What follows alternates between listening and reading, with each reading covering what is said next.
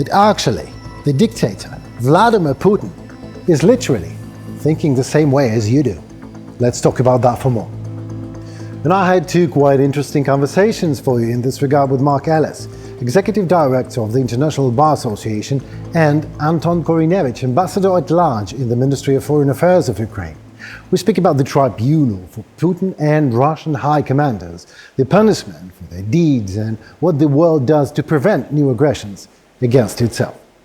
Experts agree that post-war legal order is in jeopardy, and that means that the global legislature and the international law and order system is just not ready for such a challenge as a crime of aggression at a given scale in Ukraine today. So I ask the gentlemen what and how they are going to change and what that brave new world would look like after they do. In some ways, we've already moved into an environment where accountability for atrocity crimes is at the forefront of everyone's minds, individual states.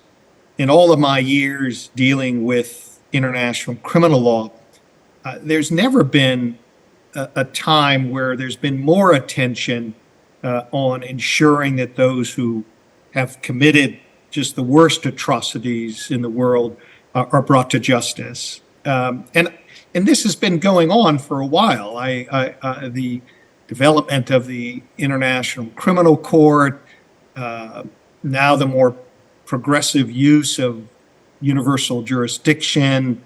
Of course, we already had the hybrid courts.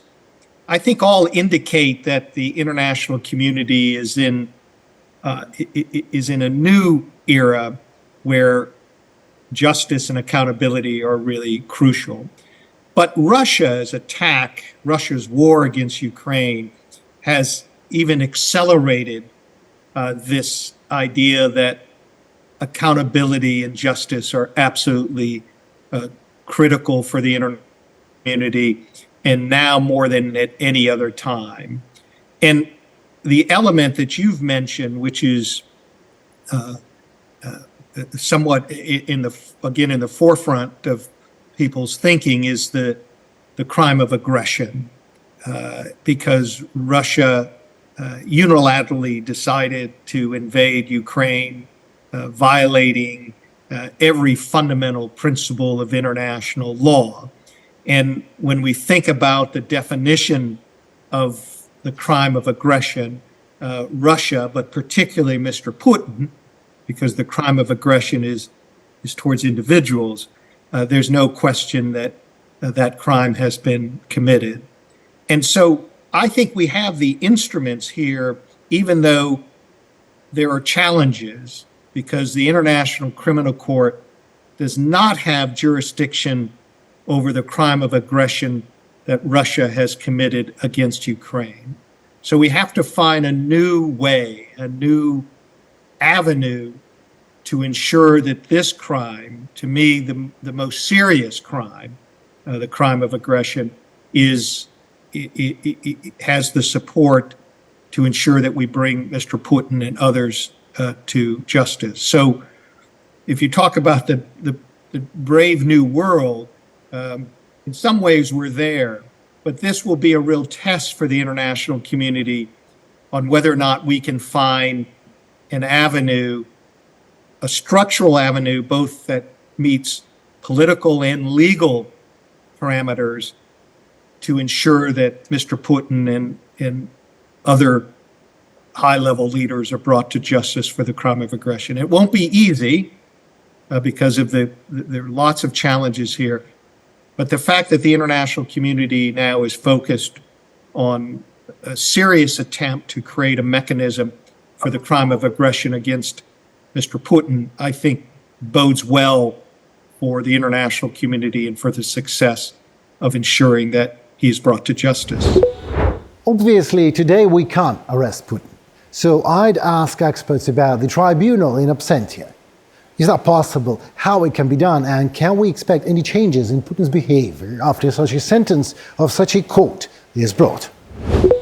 Trials in absentia are not widely supported in international law. It's not to say they don't happen; they do happen, but generally they happen when there is the inability to bring the individual to court.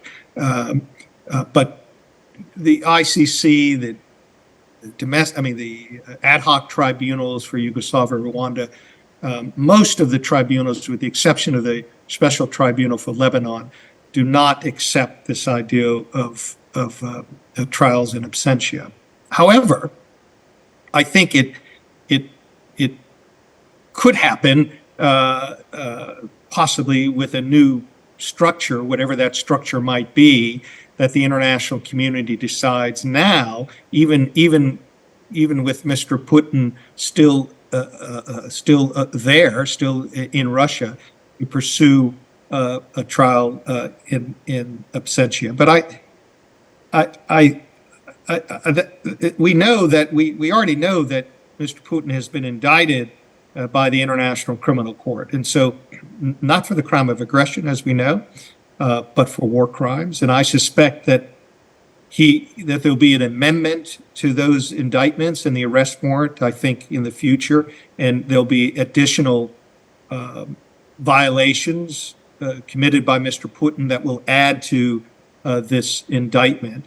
And the International Criminal Court has to face this same challenge. Mr. Putin is not able to. He's not going to be. He's not going to be apprehended right now. But the idea that eventually he will be apprehended is what the international community is committed to. Article 8 of the Rome Statute defines the crime of aggression as planning, preparation, initiation, or execution of an act of aggression by a person who controls or directs a state's political or military action. A bunch of Russian elite members' profiles match that perfectly, so I ask my guests, who else should accompany Mr. Putin on the bench in The Hague? I look at the ICC indictments. I bifurcate this issue, and I think it's important to separate it, to bifurcate it, because the indictment itself, the arrest warrant, is unprecedented. It's unprecedented for somebody of Mr. Putin's stature to be indicted for war crimes. It's not the first time a sitting head of state has been indicted, but certainly a sitting head of state of the stature of Mr. Putin. That is unprecedented. So we have to take a step back and say that is a significant step for international justice and for accountability, and we have to embrace that. I think we have to celebrate that this is a court, an international court, the only permanent international criminal court that has now indicted and set out an arrest warrant for Mr. Putin. Now we have the other side of the coin, and that's the apprehension. That's a much more challenging request. It's a challenge not just for the ICC in relations to Mr. Putin, but every other tribunal that has indicted or set out an arrest warrant for a high-ranking, either a sitting head of state or somebody high-ranking, faces this challenge of apprehension.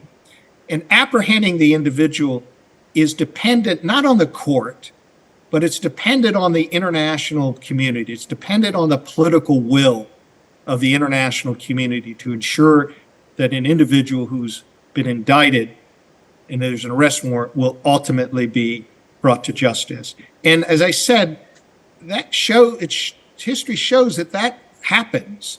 And it either happens because the external set of states outside the nation decides that we're going to pressure that individual or the state to arrest the individual.